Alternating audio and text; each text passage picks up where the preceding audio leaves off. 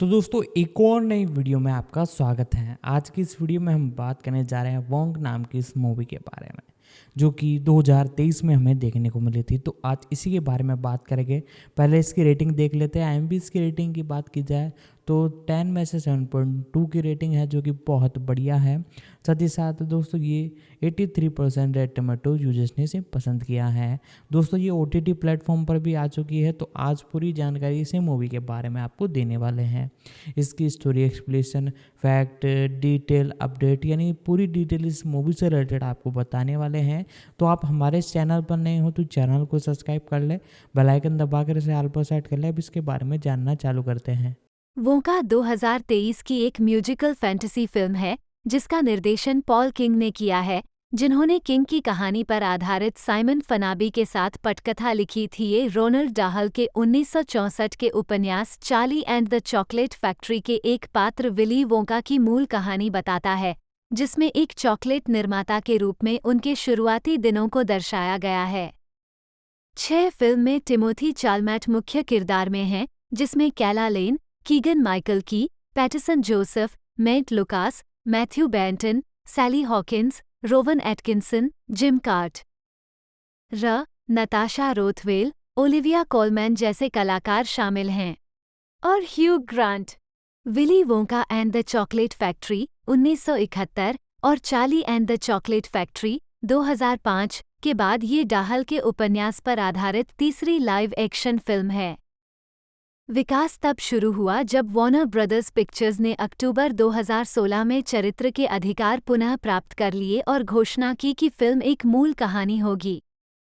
हालांकि यह एक स्टैंडअलोन कहानी बताता है जिसका पूर्व रूपांतरणों से कोई संबंध नहीं है।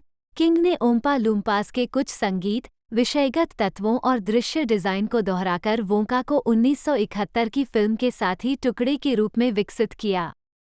7 मई 2021 में चालमैट को वोंका का किरदार निभाने की पुष्टि की गई और उसी वर्ष सितंबर में सहायक कलाकारों की घोषणा की गई।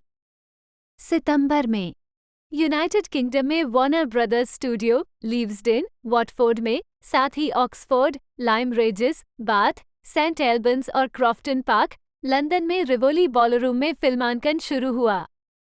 8 फिल्म के मूल गाने नील हैनन द्वारा लिखे गए थे और इसका मूल स्कोर जॉबी टैलबोर्ड द्वारा लिखा गया था। वोंका का प्रीमियर लंदन में royal festival hall, south bank centre में 28 नवंबर 2023 को हुआ। इसे यूनाइटेड किंगडम में 8 दिसंबर को और संयुक्त राज्य अमेरिका में 15 दिसंबर को वार्नर ब्रदर्स पिक्चर्स द्वारा रिलीज किया गया। इसने $125 मिलियन के बजट के मुकाबले दुनिया भर में $536 मिलियन से अधिक की कमाई की है और इसे आलोचकों से आमतौर पर सकारात्मक समीक्षा मिली है। इसे उत्कृष्ट ब्रिटिश फिल्म के लिए बाफ्टा पुरस्कार के लिए नामांकन मिला और चालमैट को सर्वश्रेष्ठ अभिनेता मोशन पिक्चर म्यूजिकल या कॉमेडी के लिए गोल्डन ग्लोब पुरस्कार के लिए नामांकित किया गया। कथानक। विली वोंका एक महत्वाकांक्षी जादूगर, आविष्कारक और चॉकलेट निर्माता गैलरीज गॉमेट में अपनी चॉकलेट की दुकान स्थापित करने के लिए यूरोप आता है। अपनी अल्प बचत का उपयोग करने के बाद उसे श्रीमती स्क्रबिट के बोर्डिंग हाउस में उसके गुर्गे ब्लीचर द्वारा रहने के लिए मजबूर किया जाता है। बढ़िया प्रिंट के बारे में अनाथ नूडल की चेतावनी के बावजूद वोंका एक अनुबंध पर हस्ताक्षर करता है क्योंकि वह अनपढ़ है। उन्हें भुगतान करने के लिए वोंका के पास एक विचार है और वह होवरचॉक्स चॉकलेट बेचता है जो लोगों को उड़ देता है। उसे 3 प्रतिद्वंद्वी चॉकलेट विक्रेताओं के मजाक का सामना करना पड़ता है, जो चॉकलेट स्टोर के बिना बेचने के लिए पुलिस प्रमुख को उसकी कमाई जब्त करने के लिए कहते हैं। अनुबंध द्वारा उस पर लगाई गई महंगी फीस का भुगतान करने में असमर्थ वोंका को पकड़ लिया गया और उसे नूडल सहित 5 अन्य बंदियों के साथ श्रीमती स्क्रबिट के लिए लॉन्ड्रेट में काम करने के लिए मजबूर किया गया।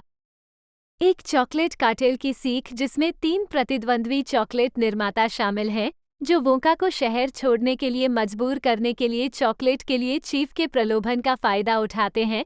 वोंका नूडल की मदद से भाग निकलता है, जबकि वह उसे जीवन भर चॉकलेट देने का वादा करता है। वह उसे पढ़ना सिखाने का वादा करती है। वह का नूडल को बताता है कि चॉकलेट के प्रति उसकी रुचि उसकी दिवंगत मां की वजह से है। उन्होंने एक रहस्यमय नारंगी आदमी द्वारा उनकी चॉकलेट की चोरी का भी उल्लेख किया है जो वर्षों से उन्हें चुरा रहा है। अपनी सिग्नेचर चॉकलेट बनाने के लिए वोंका और नूडल जिराफ अबीगेल को दूध पिलाने के लिए स्थानीय चिड़ियाघर की यात्रा करते हैं। अन्य लॉन्ड्रेट श्रमिकों के साथ वे स्क्रबिट, पुलिस और चीफ से बचने के लिए शहर के नीचे सुरंगों का उपयोग करते हुए अपने कर्ज को कम करने के लिए चॉकलेट बेचने के अभियान पर निकलते हैं। लॉफ्टी न के एक ओम्पा लूम्पर को चोर के रूप में उजागर करते हुए वोंका को पता चलता है कि ओम्पा लूम्पर उन कोको बीन्स के लिए प्रतिशोध लेना चाहता है जिन्हें वोंका ने कई साल पहले लॉफ्टी की निगरानी में लूम्पालैंड से अनजाने में चुरा लिया था, जिसके परिणामस्वरूप लॉफ्टी को निर्वासन मिला इससे पहले कि वो वोंका को मारकर भाग जाए। बंदियों ने चॉकलेट बेचने से जो धन जुटाया उससे उन्होंने वोंका का सपनों का चॉकलेट स्टोर खोला।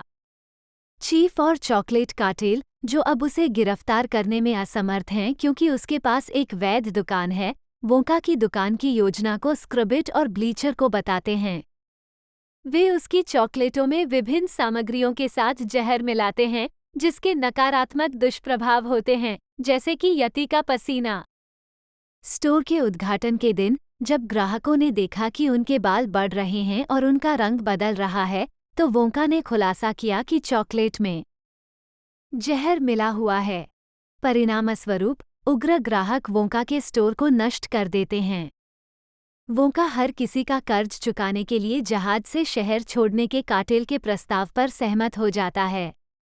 नूडल को छोड़कर शेष श्रमिकों को लॉन्ड्रेट छोड़ने की अनुमति है क्योंकि कार्टेल के नेता आर्थर स्लगवत स्क्रबिट को अनिश्चित काल तक वहां रखने के लिए भुगतान करते हैं। वोंका को पता चलता है कि नूडल स्लगवत की भतीजी है, इससे पहले कि वह और लॉफ्टी उस नाव से कूदने के लिए मजबूर हो जाएं जिसमें विस्फोट होने की आशंका है। वोंका द्वारा समूह की मदद से नूडल को बचाने के बाद वे कार्टेल की दोषी खाता बही प्राप्त करने के लिए एक रणनीति बनाते हैं। अबीगेल के ध्यान भटकाने का फायदा उठाते हुए वोंका और नूडल कार्टेल के बेस में घुसपैठ करते हैं।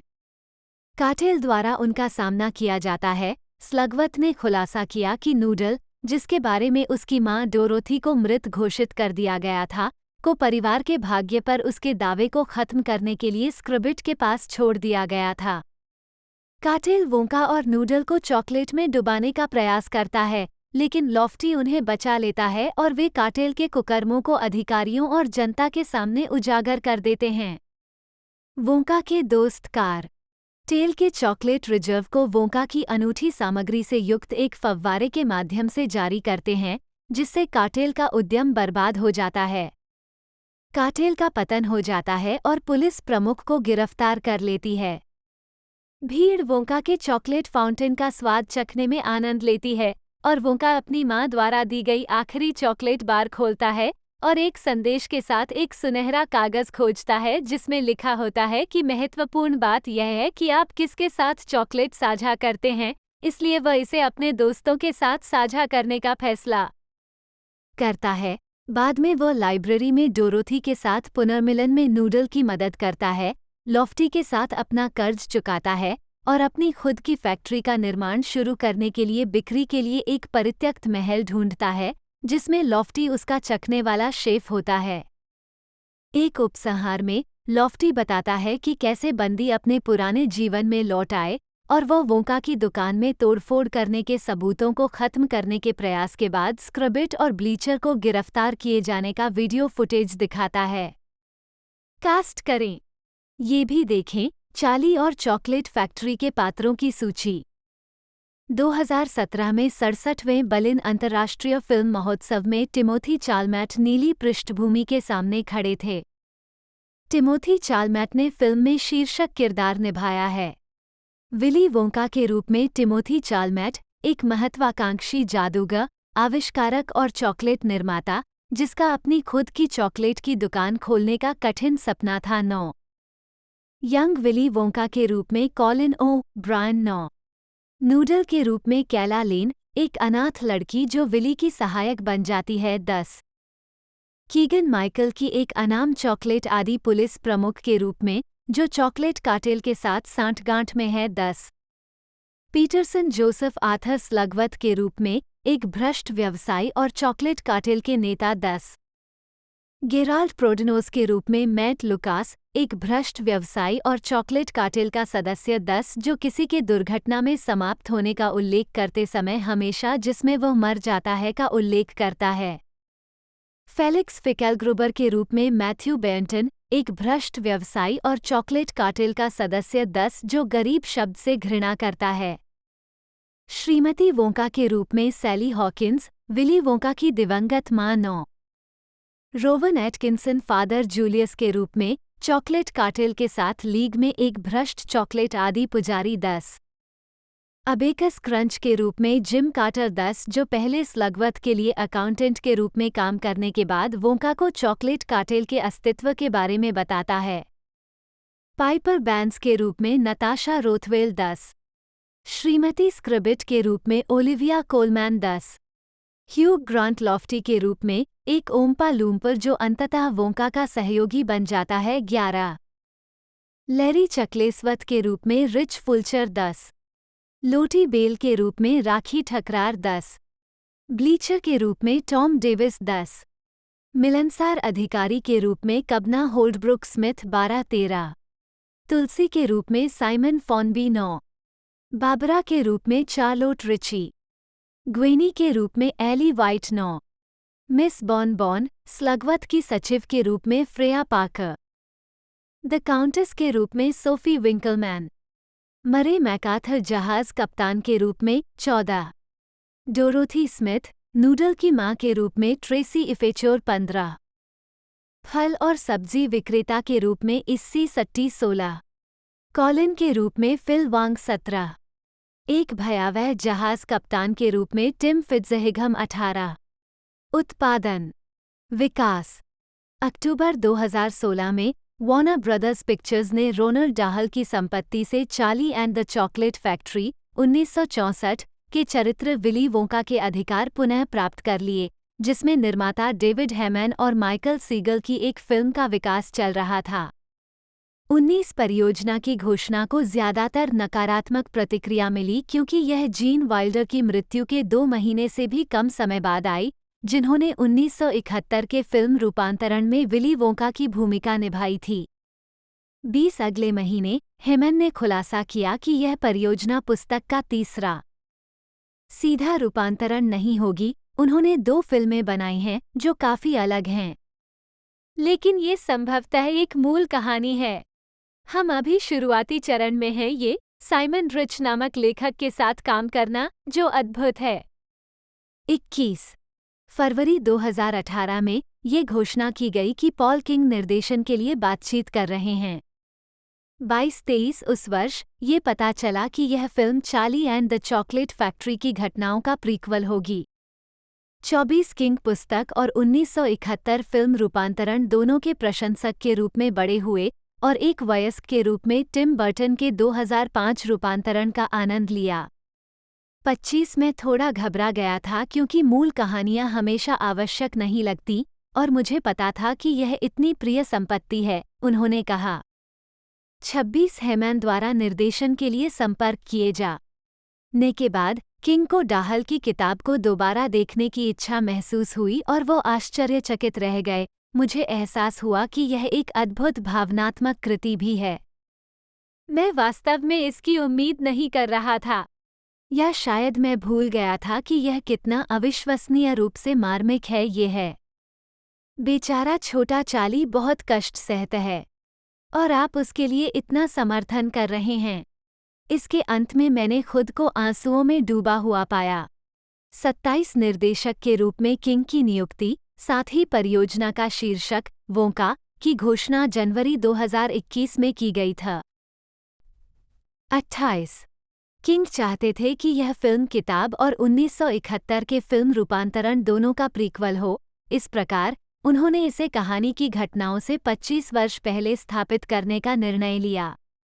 29 उन्होंने डाहल एस्टेट, विशेष रूप से निर्माता ल्यूक केली, जो डाहल के पोते हैं, के साथ मिलकर काम किया। 30 सहायक पात्रों का निर्माण करते हुए किंग डाहल की कई अन्य कहानियों से प्रेरित थे। खलनायकों की तिकड़ी चॉकलेट कार्टेल ने डाहल के फैंटास्टिक मिस्टर फॉक्स से बोगिस बंस और बीन से प्रेरणा ली और श्रीमती स्क्रबबिट का चरित्र डा ला की लघु कहानी द लैंडलेडी से प्रेरित था। 26 किंग ने अपने पैडिंगटन 2 2017 के सहयोगी साइमन फर्नाबी के साथ जेफ नाथनसन, साइमन रिच और साइमन स्टीफेंसन की अतिरिक्त सामग्री के साथ पटकथा विकसित की। 31-32 कास्टिंग। किंग के परियोजना में शामिल होने के बाद टिमोथी चालमैट और टॉम हॉलैंडर शीर्षक भूमिका के लिए सबसे आगे थे। 33 इस भूमिका के लिए पहले डोनाल्ड ग्लोवर, रयान गोसलिंग और एज्रा मिलर पर विचार किया गया था। 34 पॉल किंग के अनुसार हम सही व्यक्ति की तलाश में बहुत खुले थे, लेकिन मेरे लिए ये वास्तव में एक की सूची थी। King call me by your name 2017 और लेडी बड 2017 में चालमैट के प्रदर्शन से प्रभावित थे। 27 किंग ने यूट्यूब पर अभिनेता के हाई स्कूल प्रदर्शन को देखने के बाद बिना किसी ऑडिशन के भूमिका की पेशकश की, जिससे उनकी गायन और नृत्य कौशल साबित हुई। 35 चालमैट पिछली दोनों वोंका फिल्मों के प्रशंसक के रूप में बड़े हुए थे और वाइल्डर और जॉनी डेप की तुलना में चरित्र को एक अलग तरीके से चित्रित करना चाहते थे। यह उस विली वोंका के बिल्कुल विपरीत था जिसकी आंखों में एक विक्षिप्त भाव था जिसे हम सब जानते हैं। उस किरदार की शुरुआत कैसे हुई होगी, एक ऐसी जगह पर पहुंचना जहां वह अभी भी बच्चों जैसा है लेकिन एक तरह से टूटा हुआ है। 36 किंग ने चालमैट के वोंका की तुलना चार्ली चैपलिन के एक मासूम चरित्र से की, जो लगभग पहली बार इस दुनिया में आने वाले आप्रवासी आवारा व्यक्ति की तरह है। चमकदार आंखें और झाड़ीदार पूंछ वाला और पूरी तरह से भोला इस बच्चे जैसे आश्चर्य के साथ, लेकिन सड़क का कोई नहीं स्मार्टनेस जिसे वह अगले 25 वर्षों में विकसित करने जा रहा है। 29 चालमैट को आधिकारिक तौर पर मई 2021 में चुना गया था और उनकी भागीदारी के लिए उन्हें $9 मिलियन का भुगतान किया गया था। 37-38 सितंबर 2021 में ये घोषणा की गई कि Keegan Michael Key, Sally Hawkins, Rowan Atkinson, Olivia Colman और जिम कार्टर कलाकारों में सबसे नए जोड़े गए थे। साथ ही फॉनबी ने भी एक भूमिका तय की थी। 39-40 फिल्मांकन। प्रिंसिपल फोटोग्राफी सितंबर 2021 में यूनाइटेड किंगडम में शुरू हुई।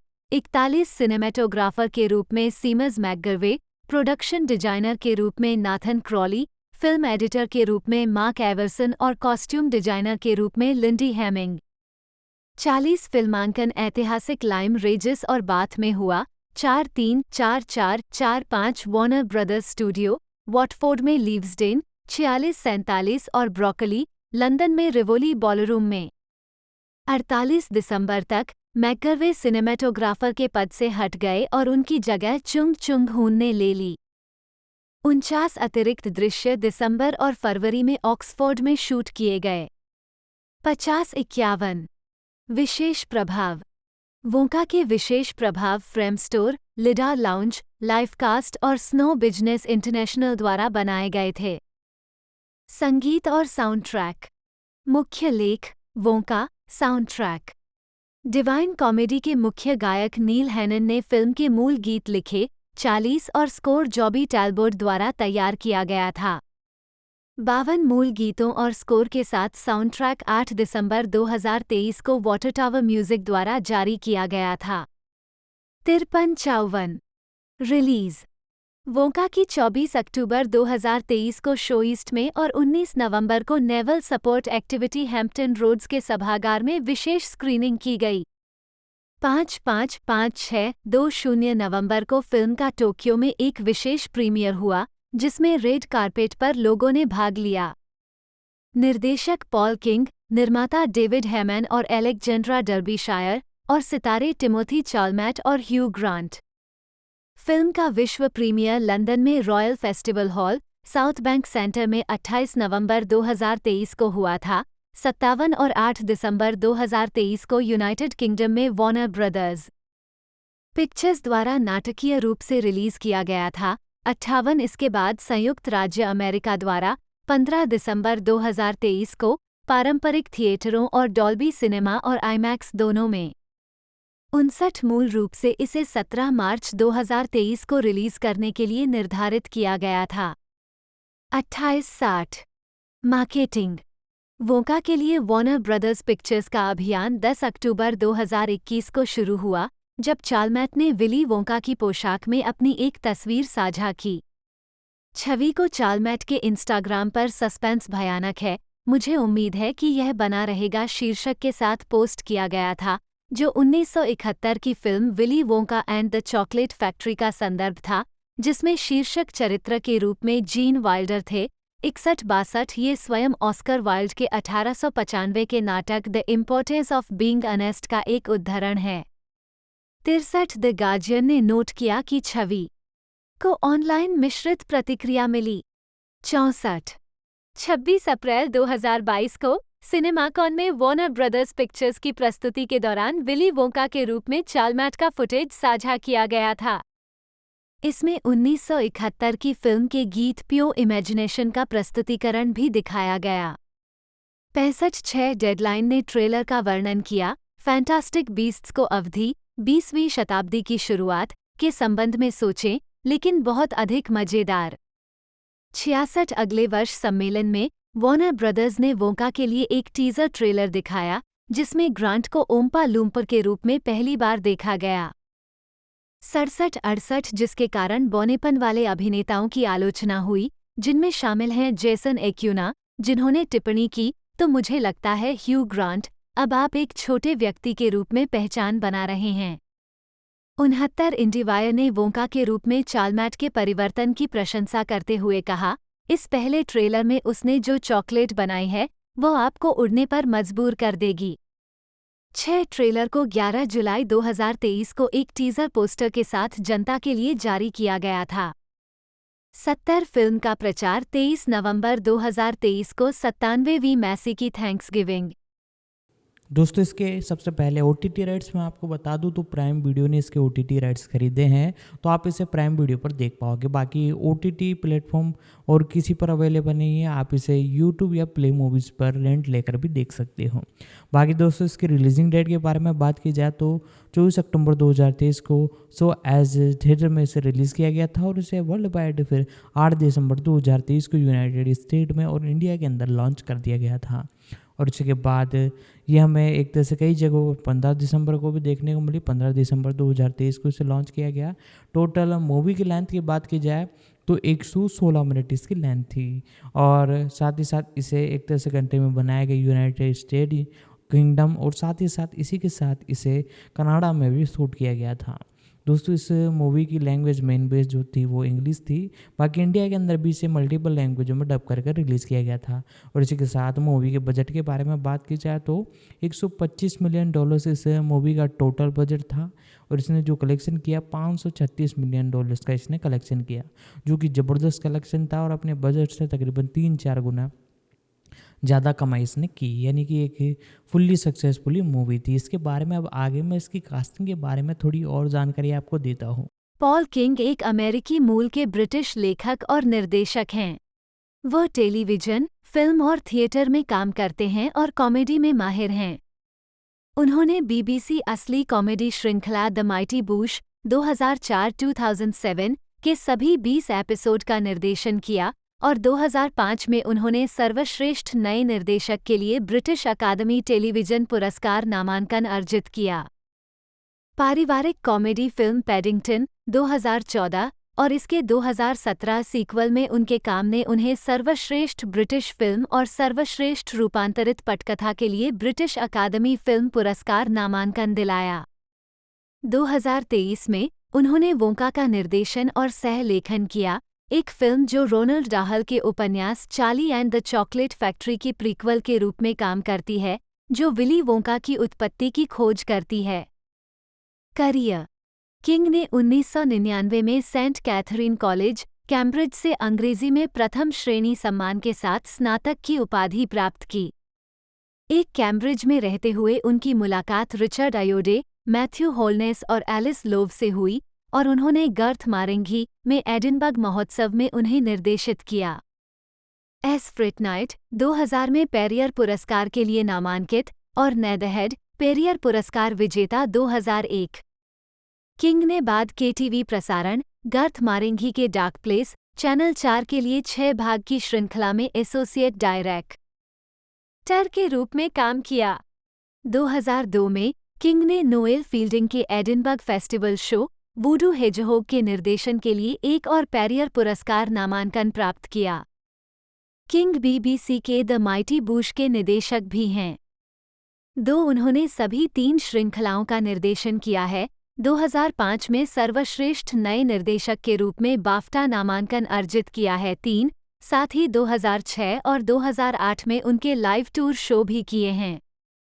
किंग को मूल रूप से पायलट के निदेशक स्टीव के बाद लाया गया था। बैंडेलेक पहली श्रृंखला का निर्देशन करने के लिए उपलब्ध नहीं थे।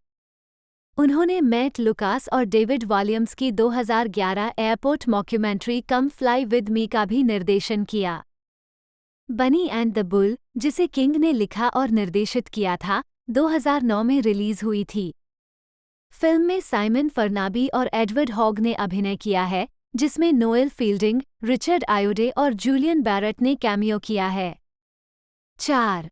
किंग की अनुवर्ती विशेषता पुस्तक टू स्क्रीन रूपांतरण पैडिंगटन 2014 थी, जिसे उन्होंने हामिश मैककॉल के साथ निर्देशित और सह-लिखित किया था। 5-6 फिल्म आलोचनात्मक और व्यावसायिक रूप से सफल रही। 7-8 सर्वश्रेष्ठ अनुकूलित पटकथा के लिए बाफ्टा पुरस्कार और सर्वश्रेष्ठ ब्रिटिश फिल्म के लिए बाफ्टा पुरस्कार फिल्म के निर्माता डेविड हेमन के साथ साझा, दोनों के लिए किंग नामांकन अर्जित किया। 9. पैडिंगटन के सकारात्मक स्वागत के परिणामस्वरूप अगली कड़ी को हरी झंडी मिल गई। किंग पैडिंगटन 2, 2017 का निर्देशन और लेखन करने के लिए लौट आए। ये फिल्म यूके में 10 नवंबर 2017 को 10 और अमेरिका में 12 जनवरी 2018 को रिलीज हुई थी। 11 इसे 2018 बाफ्टा अवार्ड्स में 3 नामांकन प्राप्त हुए, जिसमें उत्कृष्ट ब्रिटिश फिल्म और सर्वश्रेष्ठ अनुकूलित पटकथा शामिल थी, और यह कई सूचियों में दिखाई दी। वर्ष और 2010 के दशक की सर्वश्रेष्ठ फिल्मों में से 12. 2023 में किंग ने वोंका का निर्देशन और सह-लेखन किया, एक फिल्म जो रोनाल्ड डाहल के उपन्यास Charlie and the Chocolate factory के प्रीक्वल के रूप में काम करती है, जो विली वोंका की उत्पत्ति की खोज करती है। 13 फिल्म की 5 सितारा समीक्षा में द टेलीग्राफ के रॉबी कॉलिन लिखते हैं, किंग्स वोंका एक व्यंग्यपूर्ण किक के साथ अत्यथार्थवादी पलायन की उसी ब्रिटिश परंपरा में खुद को स्पष्ट रूप से प्रदर्शित करता है। बुश के आने से बहुत पहले नॉट द 9 o'clock न्यूज़, जिसका प्रसिद्ध गोरिल्ला मजाक एक प्रकार का कैमियो बनाता है, फिर पाइथॉन्स और उन सभी से पहले द गून शो, जिसमें से वोंका अक्सर एक फीचर लेंथ एपिसोड की तरह महसूस होता है। 14. फिल्मोग्राफी पतली परत। वर्ष, शीर्षक, निदेशक, लेखक। 2009 बनी और बेल हाँ हाँ। 2014 पैडिंगटन हाँ हाँ। 2017 पैडिंगटन 2 हाँ हाँ। 2023 वोंका हाँ हाँ। 2024 पेरू में पैडिंगटन नहीं हाँ। टेलीविजन। वर्ष, शीर्षक, निदेशक, लेखक, टिप्पणियाँ। 2004 गर्थ मारेंगी का अंधकार में स्थान संबंध करना नहीं 6 एपिसोड। 2004 2007 ताकतवर बूश हाँ नहीं 20 एपिसोड। 2007 कुत्ते जैसा मुंह हाँ हाँ 5 एपिसोड। 2009 द माइटी बूश लाइव फ्यूचर सेलर्स टूर हाँ नहीं लाइव शो। 2010 2011 आओ मेरे साथ उड़ो हाँ नहीं 6 एपिसोड। 2011 छोटे पटाखे हाँ नहीं 2 एपिसोड। 2020 अंतरिक्ष बल हाँ नहीं 2 एपिसोड, कार्यकारी निर्माता भी। 2023 आउटसाइडर्स हाँ नहीं 5 एपिसोड, निर्माता भी साइमन फर्नाबी, जन्म 2 अप्रैल 1973, एक अंग्रेजी अभिनेता, हास्य अभिनेता और लेखक हैं। उन्हें डैम देयर कलेक्टिव के साथ उनके काम के लिए जाना जाता है, जहां उन्होंने हॉरिबल हिस्ट्रीज, यॉन्डरलैंड और घोस्ट सहित प्रस्तुतियों में लिखा और अभिनय किया है। फॉनबी ने पैडिंगटन 2 के सह लेखन के लिए सर्वश्रेष्ठ रूपांतरित पटकथा और सर्वश्रेष्ठ ब्रिटिश फिल्म दोनों के लिए बाफ्टा नामांकन अर्जित किया। एक और यादगार टीवी क्षण के लिए 2023 टेलीविजन बाफ्टा का विजेता था। 2023 में उन्होंने वोंका में सह लेखन किया और अभिनय किया, एक फिल्म जो रोनाल्ड डाहल के उपन्यास Charlie and the Chocolate factory की प्रीक्वल के रूप में काम करती है, जिसमें विली वोंका की उत्पत्ति की खोज की गई है। प्रारंभिक जीवन। फॉनबी का जन्म 2 अप्रैल 1973 को डार्लिंगटन, काउंटी डरहम में हुआ था। 3 और उन्होंने रिचमंड स्कूल, उत्तरी यॉर्कशायर में पढ़ाई की। करियर। टेलीविजन कार्य। फॉनबी लंबे समय से द माइटी बुश के सहायक कलाकारों के सदस्य थे। 4-5 उनकी श्रृंखला में दोनों भूमिकाएं थीं और अर्ध spin-off film Banni and the bull में सह अभिनीत थीं। 6 अन्य उल्लेखनीय टेलीविजन कार्यों में सिटकॉम जैम एंड जेरूसलम में एक आवर्ती भूमिका, 7 और द मिडनाइट बीस्ट की टीवी श्रृंखला में संकी पड़ोसी स्लोमन के रूप में सह अभिनीत शामिल है। 4 इससे पहले 1990 के दशक में कोरोनेशन स्ट्रीट के एक एपिसोड में उनकी बहुत संक्षिप्त भूमिका थी। 7 फॉनबी ने 2013 में Richard III, the king in the car park 8 सहित कई तथ्यात्मक कार्यक्रम प्रस्तुत किए हैं, जो अंतिम प्लांटाजेनेट राजा के अवशेषों की खोज और पहचान का पता लगाते हैं। 2014 चैनल 4 डॉक्यूमेंट्री श्रृंखला जिसका शीर्षक मैन वर्सेस वियर है, जिसमें उन्होंने अलौकिक क्षमताओं का दावा करने वाले लोगों की जांच करते हुए दुनिया भर की यात्रा की। 9 और ईस्ट यॉर्कशायर मोटर सर्विसेज के बाद ऑन द यॉर्कशायर बसेस नामक चैनल 5 डॉक्यू सीरीज के कथावाचक के रूप में। 10 जून 2022 में महारानी एलिजाबेथ द्वितीय की प्लेटिनम जयंती के लिए पैलेस में प्लेटिनम पार्टी के हिस्से के रूप में प्रसारित एक लघु फिल्म के लिए फॉनबी ने यादगार टीवी पल के लिए 2023 में टीवी बाफ्टा स्वीकार किया, जिसमें फॉनबी ने एक बटलर की भूमिका निभाई। 2 उन्हें वहां। LR 2011 चिल्ड्रन बाफ्टा में Simon Farnaby, Martha Howe Douglas, Mathew Baynton, Laurence Rickard, Ben Willbond और जिम हॉविक। मुख्य लेख। उन्हें वहां। उन्होंने 6 लेखकों और अभिनेताओं के समूह दैम देयर के साथ भी बड़े पैमाने पर काम किया है, जिन्होंने CBBC लाइव एक्शन श्रृंखला हॉरिबल हिस्ट्रीज के कलाकारों के प्रमुख सदस्यों के रूप में शुरुआत की थी, जहां वह कैलीगुला और डेथ जैसे अपने लीग से हटकर किरदारों के लिए जाने जाते थे। फॉनबी ने 5 अन्य सामूहिक सदस्यों के साथ यॉन्डरलैंड 2013-16 में सह निर्माण, लेखन और अभिनय किया। 11 जिसे स्काई वन पर 3 श्रृंखलाओं के लिए प्रसारित किया गया था। फॉनबी की मंडली के साथ एक फिल्म के निर्माण में उनकी पहली बड़ी भागीदारी 2015 की ऐतिहासिक कॉमेडी फिल्म बिल पर थी, जो विलियम शेक्सपियर के प्रारंभिक जीवन पर आधारित थी।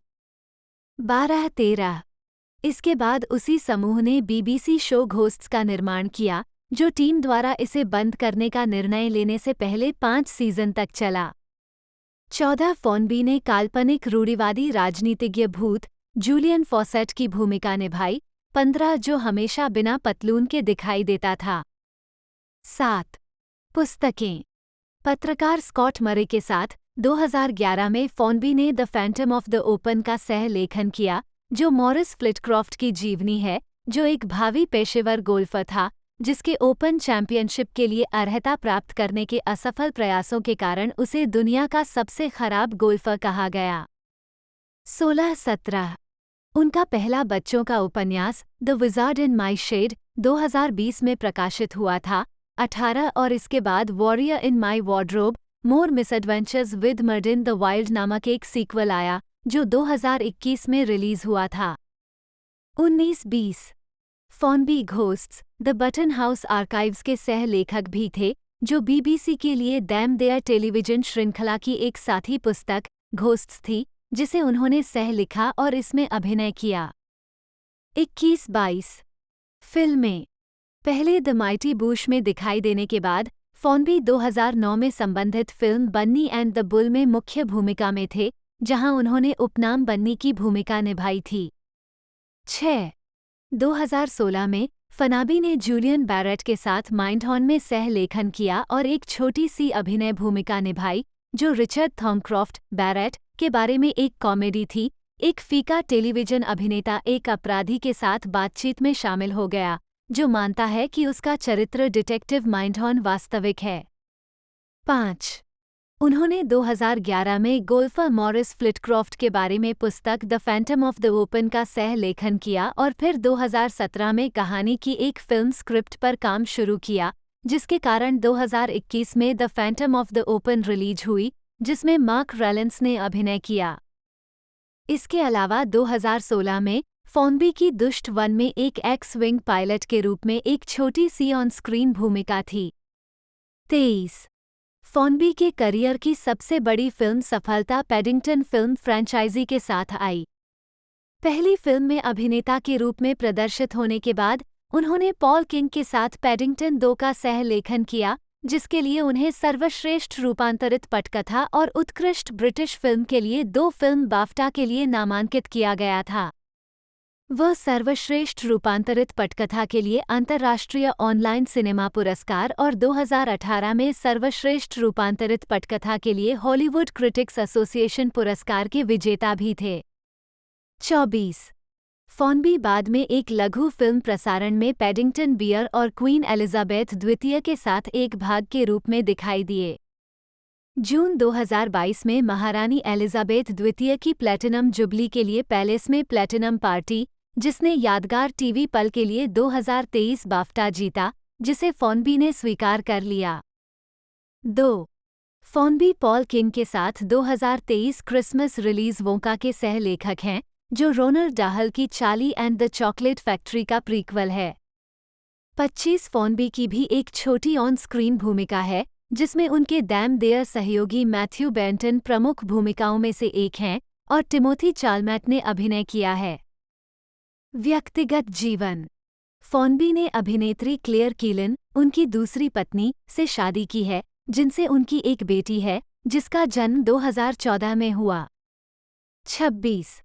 फिल्मोग्राफी.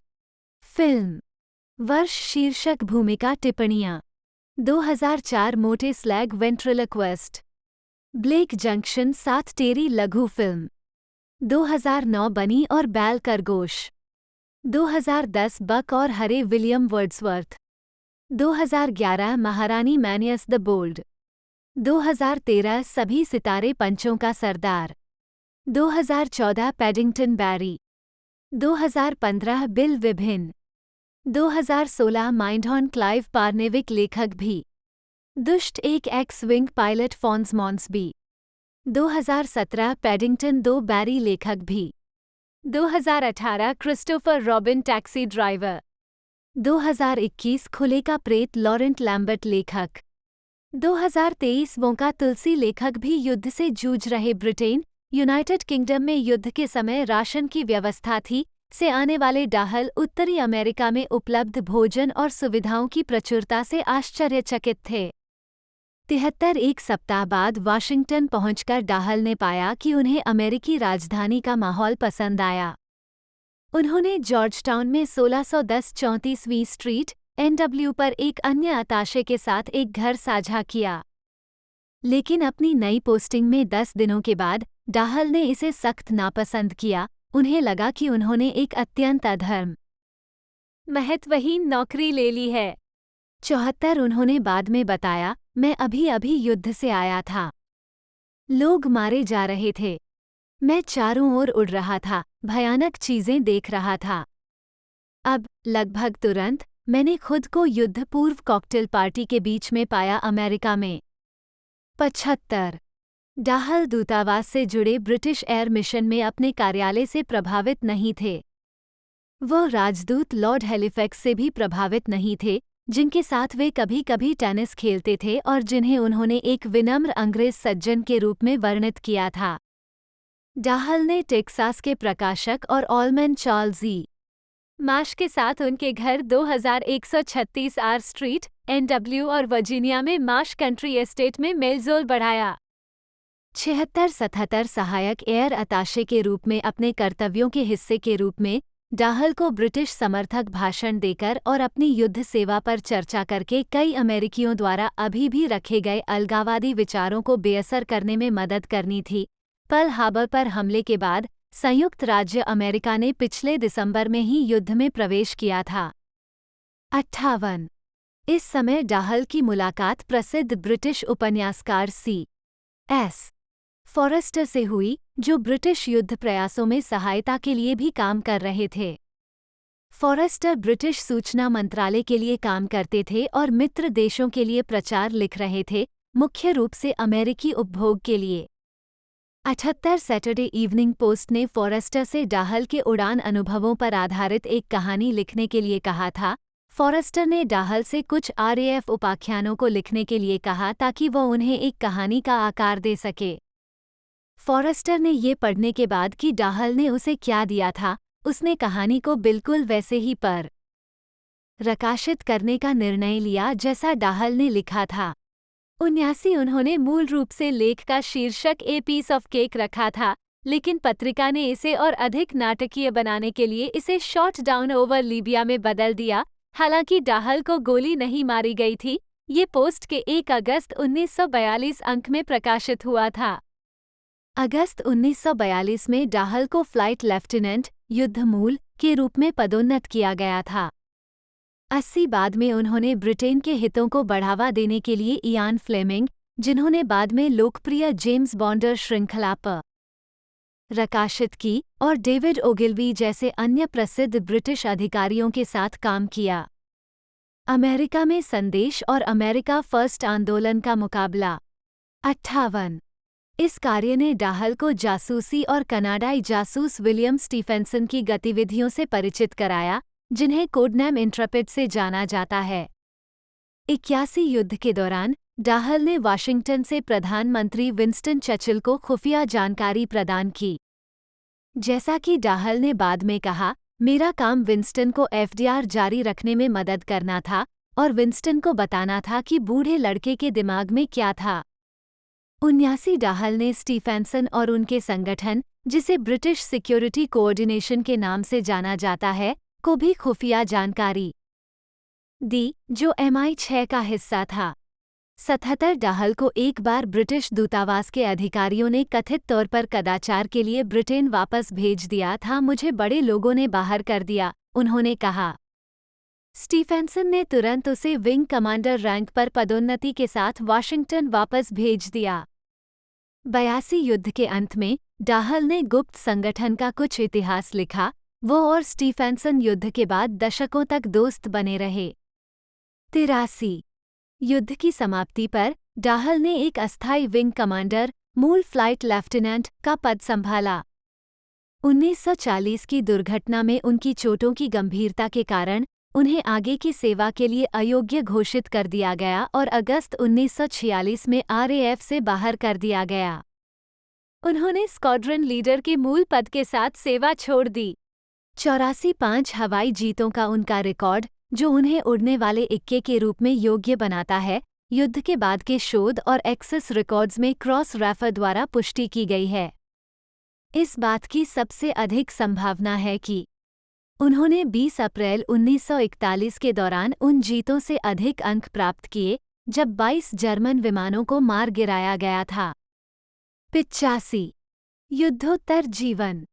पैट्रिसिया नील और रोनाल्ड डाहल। पैट्रिसिया नील और रोनाल्ड डाहल।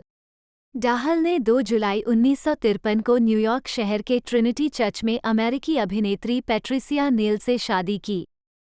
उनकी शादी 30 साल तक चली और उनके 5 बच्चे हुए। ओलिविया 20, 1955 1962। रोनाल्ड डाहल 13 सितंबर 1916 23 नवंबर 1990 लोकप्रिय बच्चों के साहित्य और लघु कथाओं के एक ब्रिटिश लेखक, एक कवि, पटकथा लेखक और एक युद्धकालीन योद्धा थे। 1-2 उनकी किताबों की दुनिया भर में 300 मिलियन से अधिक प्रतियां बिक चुकी हैं। 3-4 डाहल को 20वीं सदी के बच्चों के लिए सबसे महान कहानीकारों में से एक कहा गया है। 5 डाहल का जन्म वेल्स में नॉर्वेजियन अप्रवासी माता-पिता के घर हुआ था और उन्होंने अपना अधिकांश जीवन इंग्लैंड में बिताया। उन्होंने द्वितीय विश्व युद्ध के दौरान रॉयल एयर फोर्स (RAF) में सेवा की। वह एक लड़ाकू पायलट बने और बाद में एक खुफिया अधिकारी बनकर कार्यवाहक विंग कमांडर के पद तक पहुंचे। वह 1940 के दशक में बच्चों और वयस्कों के लिए काम करके एक लेखक के रूप में प्रसिद्धि पा गए और वो दुनिया के सबसे ज्यादा बिकने वाले लेखकों में से एक बन गए। 6-7 साहित्य में योगदान के लिए उनके पुरस्कारों में 198, 3 में लाइफ अचीवमेंट के लिए वर्ल्ड फैंटेसी अवार्ड और 1990 में British book awards children's author of the year शामिल हैं। 2008 में द टाइम्स ने द 50 की सूची में डाहल को 16वें स्थान पर रखा। 1945 के बाद से महानतम ब्रिटिश लेखक। 2021 में फोर्ब्स ने उन्हें शीर्ष कमाई वाली मृत सेलिब्रिटी का दर्जा दिया। 9. डाहल की लघु कथाएं उनके अप्रत्याशित अंत के लिए जानी जाती हैं और उनकी बच्चों की किताबें उनके असंवेदनशील, कर्कश, अक्सर गहरे हास्य मूड के लिए जानी जाती हैं, जिसमें बाल पात्रों के खलनायक वयस्क शत्रु शामिल होते हैं। 10-11 उनकी बच्चों की किताबें दयालु लोगों की वकालत करती हैं और अंतर्निहित गर्मजोशी भरी भावना को दर्शाती हैं। 12-13 बच्चों के लिए उनके कार्यों में James and the Giant Peach, Charlie and the Chocolate Factory, Matilda, the Witches, Fantastic Mister Fox, the BFG, the Twits, George Marvellous Medicine और Danny, the Champion of the World शामिल हैं। वृद्ध दर्शकों के लिए उनके कार्यों में लघु कहानी संग्रह टेल्स ऑफ द अनएक्सपेक्टेड और the wonderful story of Henry sugar और 6 मोर शामिल हैं। प्रारंभिक जीवन। बचपन। डाहल 10 साल की उम्र में अपनी बहनों अल्फिल्ड, एल्स और एस्टा के साथ। कार्डिफ, 1927। रोनाल्ड डाहल का जन्म 1916 में Villa Marie, Fairwater Road, Llandaff, Cardiff, Wales में नॉर्वेजियन हेरल्ड डाहल 1863-1920 और सोफी मैगलीन डाहल, नी हेसलबर्ग, 1885-1967 के घर हुआ था। 14-15 डाहल के पिता, एक धनी जहाज दलाल और स्वनिर्मित व्यक्ति, 1880 के दशक में नॉर्वे के सर्प्सबोर्ग से ब्रिटेन चले गए थे और अपनी पहली पत्नी, फ्रांसीसी महिला मैरी ब्यूरन ग्रेसर के साथ कार्डिफ में बस गए थे। 1907 में उनकी मृत्यु से पहले उनके 2 बच्चे, एलेन मार्गोराइट और लुइस, थे। 16 रोनाल्ड डाहल की मां वकीलों, राज्य चर्च के पुजारियों और धनी व्यापारियों और संपत्ति मालिकों के एक सुस्थापित नॉर्वेजियन परिवार से थीं और ब्रिटेन चली गईं। जब उन्होंने 1911 में अपने पिता से शादी की, डाहल का नाम नॉर्वेजियन ध्रुवीय खोजकर्ता रोनाल्ड अमुंडसेन के नाम पर रखा गया था। 17 उनकी पहली भाषा नॉर्वेजियन थी, जिसे वे घर पर अपने माता-पिता और अपनी बहनों एस्ट्री, अल्फिल्ड और एल्स के साथ बोलते थे। बच्चों का पालन पोषण नॉर्वे के लूथन राज्य चर्च, नॉर्वे के चर्च में हुआ और उनका बपतिस्मा नॉर्वेजियन चर्च, कार्डिफ में हुआ। 18 उनकी नानी एलेन वालेस संसद सदस्य जॉर्ज वालेस की पोती थीं और 18वीं सदी के शुरुआती नॉर्वे के स्कॉटिश आप्रवासी की वंशज थीं। 19 डाहल की बहन एस्ट्री की 1920 में 7 साल की उम्र में अपेंडिसाइटिस से मृत्यु हो गई, जब डाहल 3 साल के थे, और कई सप्ताह बाद उनके पिता की 57 वर्ष की आयु में निमोनिया से मृत्यु हो गई। 20 उसी वर्ष बाद में उनकी सबसे छोटी बहन अस्ता का जन्म हुआ। 16 अपनी मृत्यु के बाद हेरल्ड डाहल ने प्रोबेट के लिए 1,58,917 पाउंड 10 का मूल्यांकित संपत्ति छोड़ दी। 0 2021 में 67,91,035 पाउंड के बराबर।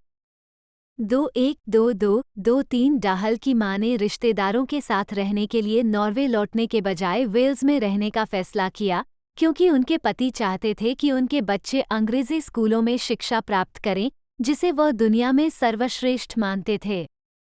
24 जब डाहल 6 साल के थे, तो उनकी मुलाकात उनके आदर्श बीट्रिक्स पॉटर से हुई, जो the tale of Peter Rabbit के लेखक थे, जिसमें शरारती पीटर रैबिट था, जो पहला लाइसेंस प्राप्त काल्पनिक चरित्र था।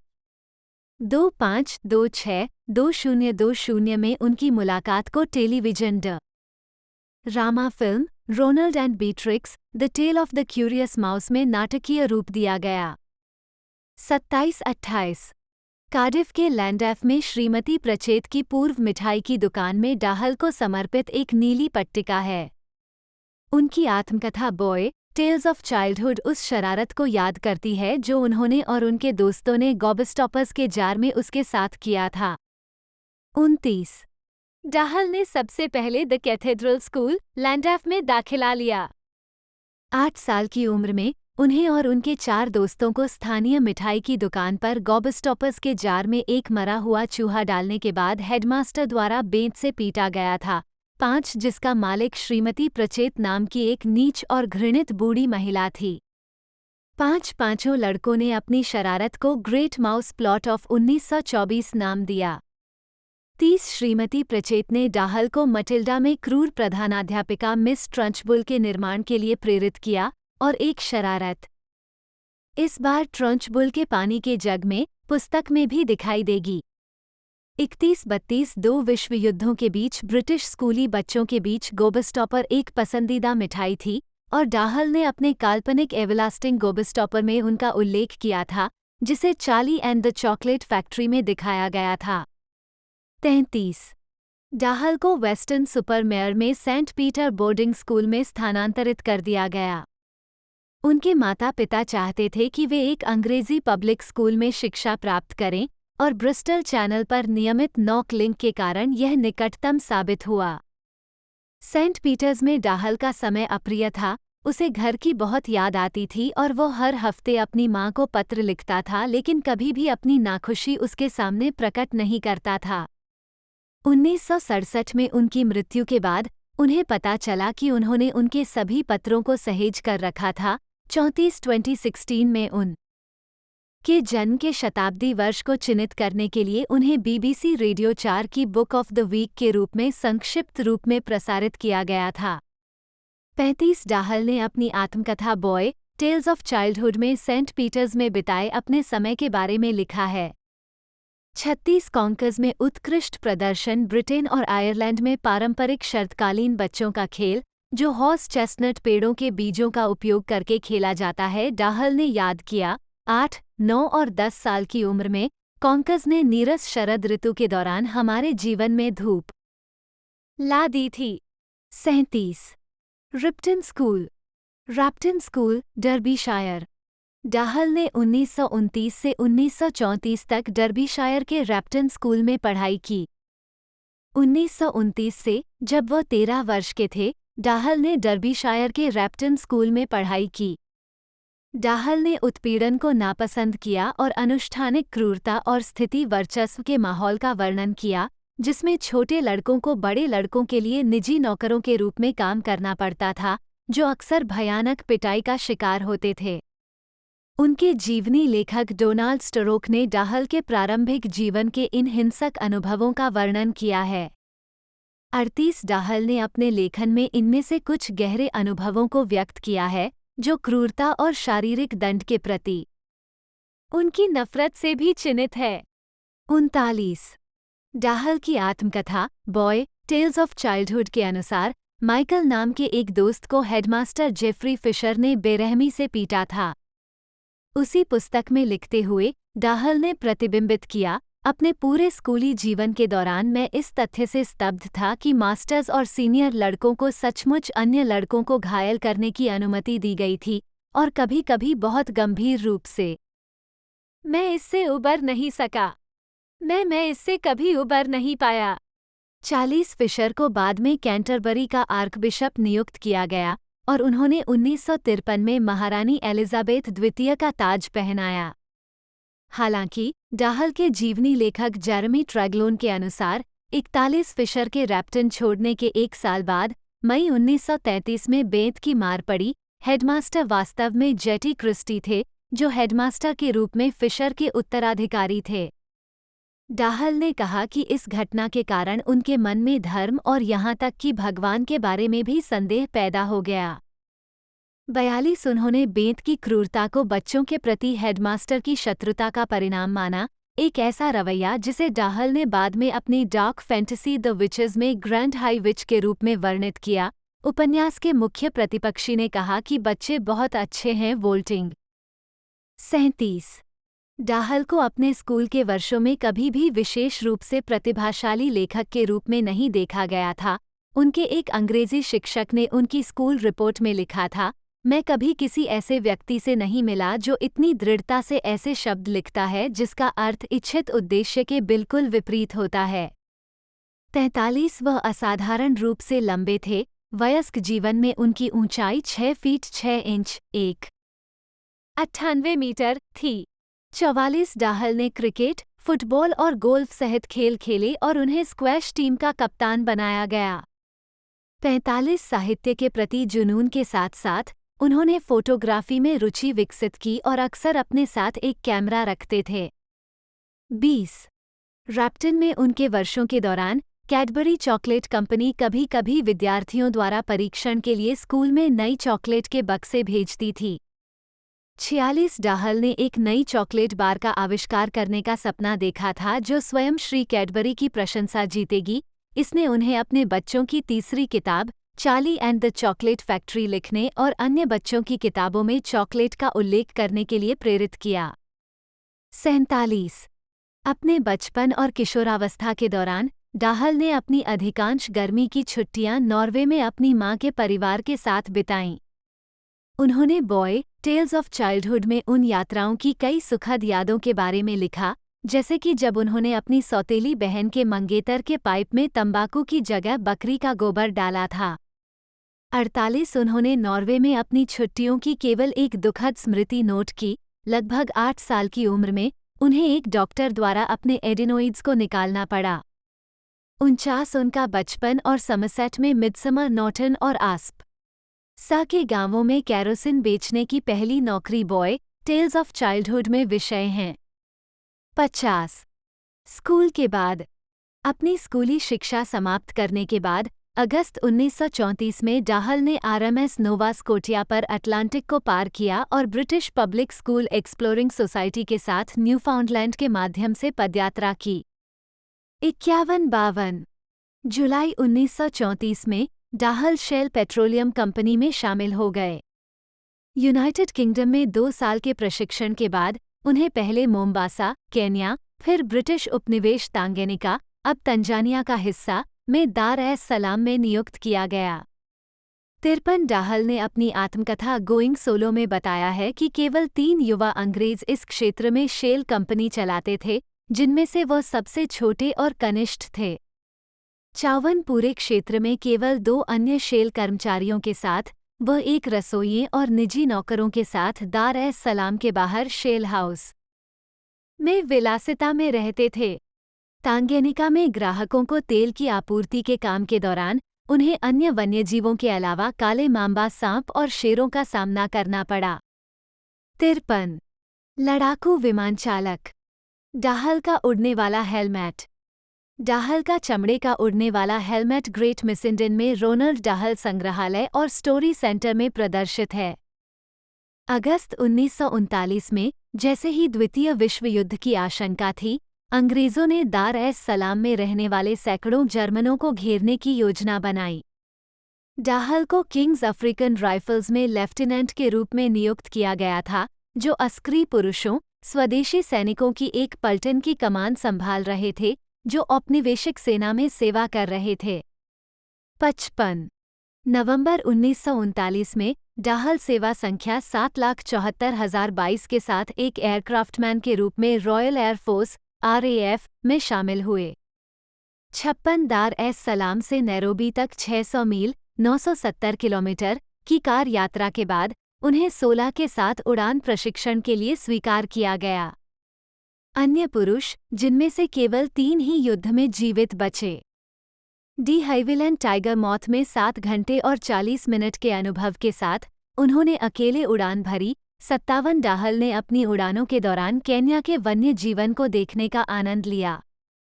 उन्होंने इराक में बगदाद से 50 मील (80 किलोमीटर) पश्चिम में RAF हब्बानिया में उन्नत उड़ान प्रशिक्षण जारी रखा। हॉकर हट्स पर 6 महीने के प्रशिक्षण के बाद डाहल को 24 अगस्त 1940 को एक पायलट अधिकारी के रूप में नियुक्त किया गया था और उन्हें एक स्क्वाड्रन में शामिल होने और दुश्मन का सामना करने के लिए तैयार माना गया था। 5658 एक ग्लोस्टर ग्लैडिएटर विमान। डाहल ग्लोस्टर ग्लैडिएटर उड़ा रहा था जब वह लीबिया में दुर्घटनाग्रस्त हो गया। उन्हें नंबर 80 स्क्वाड्रन आरएएफ को सौंपा गया था, जो अप्रचलित ग्लोस्टर ग्लैडिएटर्स को उड़ा रहा था, जो आरएएफ द्वारा इस्तेमाल किया जाने वाला आखिरी बाइप्लेन लड़ाकू विमान था। डाहल को ये जानकर आश्चर्य हुआ कि उन्हें हवाई युद्ध या ग्लैडिएटर्स उड़ाने में कोई विशेष प्रशिक्षण नहीं मिलेगा। 19 सितंबर 1940 को डाहल को अपने ग्लैडिएटर को अबू सुए, मिस्र में इस्माइलिया के पास से मेरसा मात्रा के 30 मील 48 किलोमीटर दक्षिण में 80 स्क्वाड्रन की आगे की हवाई पट्टी तक चरणों में उड़ाने का आदेश दिया गया था।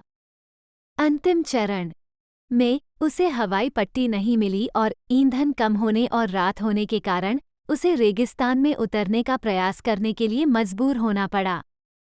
59 हवाई जहाज का ढांचा एक चट्टान से टकराया और विमान दुर्घटनाग्रस्त हो गया। डाहल की खोपड़ी टूट गई और उसकी नाक टूट गई, वह अस्थायी रूप से अंधा हो गया था। 60 वो खुद को धधकते हुए मलबे से दूर खींचने में कामयाब रहा और बेहोश हो गया। उन्होंने अपने पहले प्रकाशित काम में दुर्घटना के बारे में लिखा। 60 डाहल को विश्वास हो गया कि दुर्घटना में उसके सिर पर लगी चोट के कारण उसकी रचनात्मक प्रतिभा में निखार आया। 61-62 डाहल को बचाया गया और मेरसा मात्रा में प्राथमिक चिकित्सा चौकी पर ले जाया गया, जहां उसे होश तो आ गया, लेकिन उसकी दृष्टि नहीं आई। मस्तिष्क में भारी सूजन के कारण वो 6 सप्ताह तक अंधे रहे। 63 उन्हें ट्रेन से अलेक्जेंड्रिया के रॉयल नेवी अस्पताल ले जाया गया। वहां उन्हें एक नर्स मैरी वेलेन से प्यार हो गया। दुर्घटना की आरएएफ जांच से पता चला कि जिस स्थान पर उसे उड़ान भरने के लिए कहा गया था वह पूरी तरह से गलत था और उसे गलती से मित्र देशों और इतालवी सेनाओं के बीच नो मैन्स लैंड में भेज दिया गया था। 6-4 एक हॉकर तूफान MK1 हॉकर हरिकेन MK1 वो विमान प्रकार जिसमें डाहल ग्रीस के ऊपर हवाई युद्ध में शामिल हुआ था।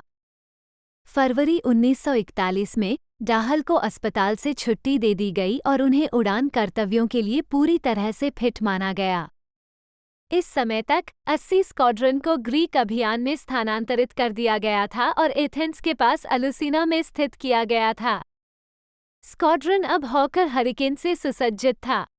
तूफान उड़ाने के 7 घंटे के अनुभव के बाद डाहल ने अप्रैल 1941 में भूमध्य सागर के पार एक प्रतिस्थापन तूफान उड़ाया। यूनानी अभियान के इस चरण तक आरएएफ के पास ग्रीस में केवल 18 लड़ाकू विमान थे, 14 तूफान और 4 ब्रिस्टल ब्लेनहेम हल के बमवर्षक। डाहल ने 15 अप्रैल 1941 को चार्ल्सिस शहर के ऊपर अकेले उड़ान भरते हुए अपनी पहली हवाई लड़ाई में उड़ान भरी। उसने 6 जंकर्स जू 88 पर हमला किया जो जहाज़ों पर बमबारी कर रहे थे और एक को मार गिराया। 16 अप्रैल को एक अन्य हवाई युद्ध में उसने एक और जू 88 को मार गिराया। 20 अप्रैल 1941 को डाहल ने द्वितीय विश्व युद्ध के सर्वोच्च scoring British Commonwealth S PAT petal और डाहल के दोस्त डेविड कोक के साथ एथेंस की लड़ाई में भाग लिया। इसमें शामिल 12 तूफानों में से 5 को मार गिराया गया और पेटल सहित उनके 4 पायलट मारे गए। जमीन पर मौजूद यूनानी पर्यवेक्षकों ने 22 जर्मन विमानों को गिराए जाने की गिनती की, लेकिन हवाई हमले की उलझन के कारण किसी भी पायलट को नहीं पता था कि उन्होंने कौन सा विमान मार गिराया है। डाहल ने इसे हर तरफ से मेरी ओर आने वाले दुश्मन लड़ाकों की एक अंतहीन धुंध के रूप में वर्णित किया। 66 मई में जब जर्मन एथेंस पर दबाव डाल रहे थे, डाहल को मिस्र ले जाया गया। ऑपरेशन एक्सपोर्टर में भाग लेने के लिए उनके स्क्वाड्रन को हाइफा में फिर से इकट्ठा किया गया था। वहां से डाहल ने 4 सप्ताह की अवधि के लिए हर दिन उड़ान भरी। 8 जून को एक विची फ्रांसीसी वायुसेना पोटेस 63 और 15 जून को एक और जू 88 को मार गिराया। एक संस्मरण में डाहल ने विची आयोजित रेयाक हवाई क्षेत्र पर उनके और उनके साथी तूफान पायलटों द्वारा किए गए हमले का विस्तार से वर्णन किया है। उनका कहना है कि जैसे ही वह और उनके साथी तूफान पायलट अंदर आए। डॉट। तो दोस्तों आज की इस वीडियो में हमने इस म्यूजिक मूवी के बारे में बात करी जो कि हमें देखने को मिली थी पहले एक तरह से सिनेमा हॉल्स में, अब OTT पर प्राइम वीडियो पर अवेलेबल है। दोस्तों इसके बारे में मैंने आपको सारी कुछ जानकारी बता दी है, सारी कुछ इन्फॉर्मेशन मैंने आपको दे दी है। आपको वीडियो अच्छी लगी हो तो वीडियो को लाइक कीजिएगा, चैनल पर नए हो तो चैनल को सब्सक्राइब कर लीजिएगा, बेल आइकन दबाकर इसे ऑल पर सेट कर लें। दोस्तों आज की इस वीडियो में इतना ही, मिलते हैं अगले वीडियो में।